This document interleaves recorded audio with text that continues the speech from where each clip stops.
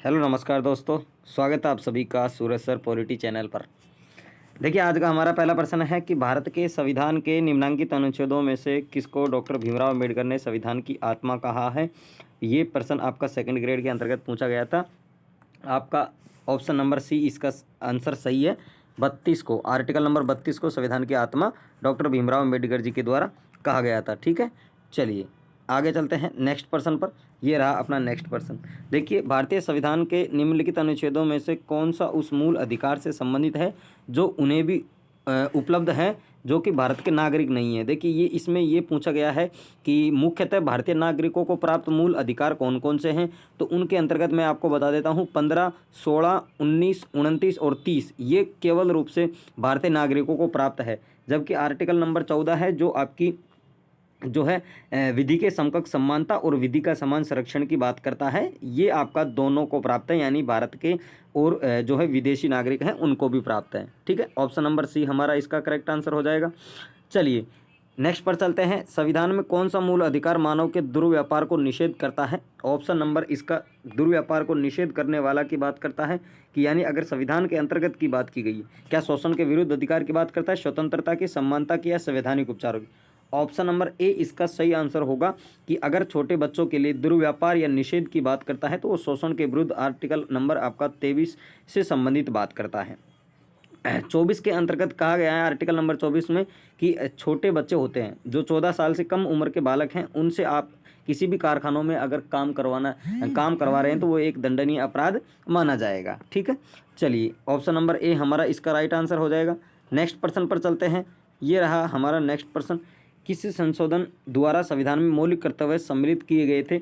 ये आपको सभी को पता होना चाहिए कि 42वें संविधान संशोधन के द्वारा हमारे मूल कर्तव्यों को क्या किया गया था, संविधान के अंतर्गत जोड़ा गया था। ठीक है, ये आपको पता होना चाहिए। अगर वर्तमान के अंतर्गत बात करें, वर्तमान में हमारे कितने मूल कर्तव्य हैं, तो वो आपको पता होना चाहिए। 11 मूल कर्तव्य हैं।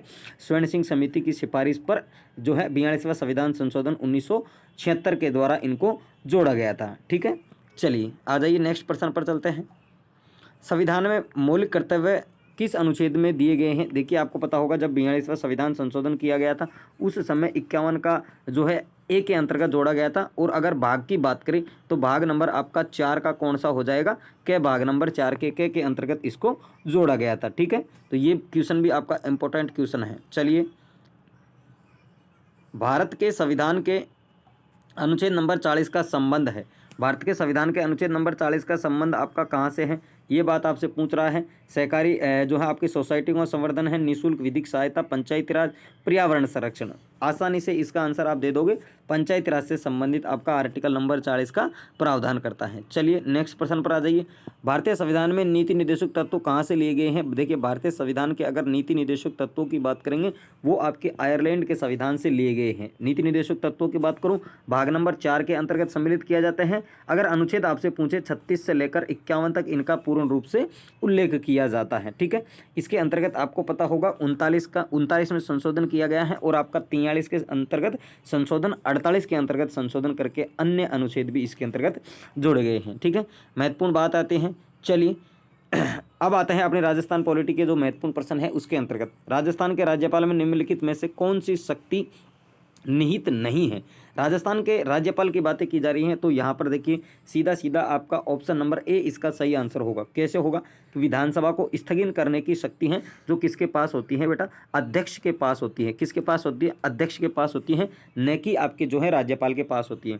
राज्यपाल सत्र को सत्रावसान करेगा, आहूत कर सकता है और सत्र को क्या कर सकता है, विघटित कर सकता है। ये आर्टिकल नंबर की बात करें 75, 70 का 4 और 76 यानी 74 से 74, 75, 76 आर्टिकल के अंतर्गत ये सारी बातों का उल्लेख किया जाता है। ठीक है, ये महत्वपूर्ण आपका क्वेश्चन है। नेक्स्ट प्रश्न पर चले। राज्यपाल की नियुक्ति कौन करता है। राज्यपाल की नियुक्ति के संबंध में आपसे पूछा जाए तो याद रखना, संविधान के अंतर्गत अगर आपसे पूछा जाए कि राज्यपाल की नियुक्ति के संबंध में प्रक्रिया आर्टिकल नंबर 155 के अंतर्गत वर्णित है। ठीक है, जिसके अंतर्गत राष्ट्रपति महोदय के द्वारा किसकी नियुक्ति की जाती है, आपके राज्य के राज्यपाल की नियुक्ति की जाती है। और एक बात आपको बता दूं, आर्टिकल नंबर 153 के अंतर्गत 7वां संविधान आपका संशोधन करके क्या किया गया था कि एक व्यक्ति को आप एक या एक से अधिक राज्यों का राज्यपाल नियुक्त किया जा सकता है। ठीक है, तो इसके अंतर्गत ऑप्शन नंबर ए हमारा इसका करेक्ट आंसर होगा। चलिए नेक्स्ट प्रश्न की बात करते हैं। राज्यपाल और मंत्रिपरिषद के बीच मुख्यतः संचार का माध्यम है क्या है? यहाँ पर आपसे प्रश्न पूछा गया है, संचार का माध्यम है राज्यपाल और मंत्रिपरिषद के बीच मुख्यमंत्री एक बीच के रूप में कड़ी का कार्य करता है। बिल्कुल सत्य बात है। मुख्यमंत्री राज्य मंत्रिपरिषद का प्रमुख होता है। बिल्कुल, राज्य की मंत्रिपरिषद का प्रमुख व्यक्ति कौन होता है?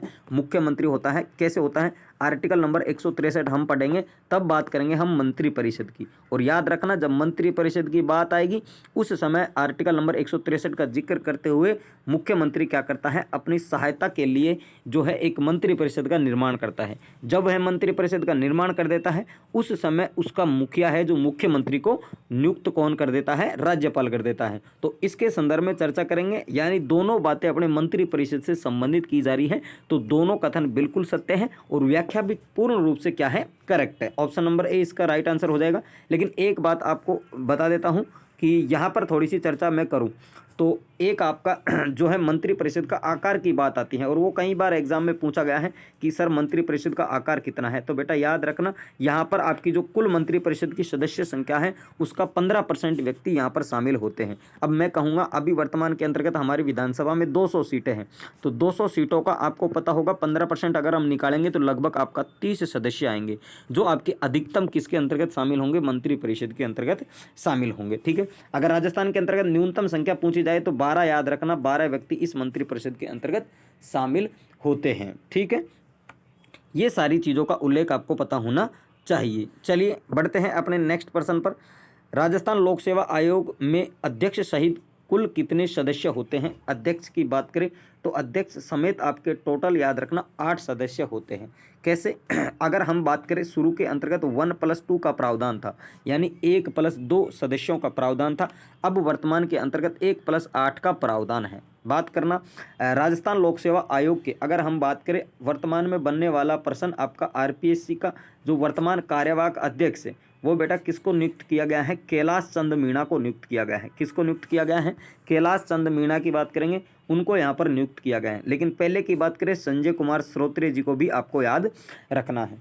इस तरीके से अगर हम आरपीएससी के बारे में पूछा जाए तो इसका याद रखना, इसकी स्थापना आपको याद रखनी है। इसकी स्थापना से पहले अगर अधिसूचना की बात करूँ, अध्यादेश कब जारी हुआ था, तो वो आपका 20 अगस्त की बात करें, 20 अगस्त 1949 को इसका गठन किया गया। और याद रखना 22 दिसंबर की बात करेंगे, 22 दिसंबर की डेट आती है, उस दिन इसकी स्थापना मानी जाती है। ठीक है, लेकिन गठन अगर आपसे पूछा जाए तो 20 अगस्त भी आप इसका कर सकते हो। ठीक है, वर्तमान में आपके अध्यक्ष कौन है वो सारी चीज़ें मैंने आपको बता दी हैं। चलिए बात करते हैं राज्य मानवाधिकार आयोग अस्तित्व में कब आया? राज्य का मानवाधिकार आयोग अस्तित्व में कब आया था? याद रखना 18 जनवरी 1999 को अस्तित्व में आया था। जब ये अस्तित्व में आया तो राज्य मानवाधिकार आयोग का वर्तमान आपका अध्यक्ष आया है। ठीक है, कि अभी हाल ही के अंतर्गत जो आपकी सीईटी की एग्जाम हुई थी उसके अंतर्गत यहाँ से प्रश्न पूछे गए थे। हर पारी के अंतर्गत 2 प्रश्न पूछे गए थे, तो निश्चित रूप से यहाँ से प्रश्न बनने की संभावना है। याद रखना, अगर अभी पूछे आपसे हाल ही के अंतर्गत राजस्थान में मानवाधिकार आयोग के अध्यक्ष कौन है, तो वो है याद रखना गंगाराम मूलचंदानी। कौन है? गंगाराम आपके मूलचंदानी है, ये याद रख लेना, रट के चले जाना। ठीक है, राज्य मानवाधिकार आयोग की बातें आपने कर ली हैं, यहाँ तक की बातें होती हैं कंप्लीट। अब आपसे महत्वपूर्ण प्रश्नों के साथ मिलता हूँ नेक्स्ट क्लास के अंतर्गत। तब तक के लिए अगर आप चैनल पर नए आएँ तो चैनल को फटाफट से सब्सक्राइब कर लीजिए और जुड़ जाइए हमारे परिवार के साथ। जय हिंद।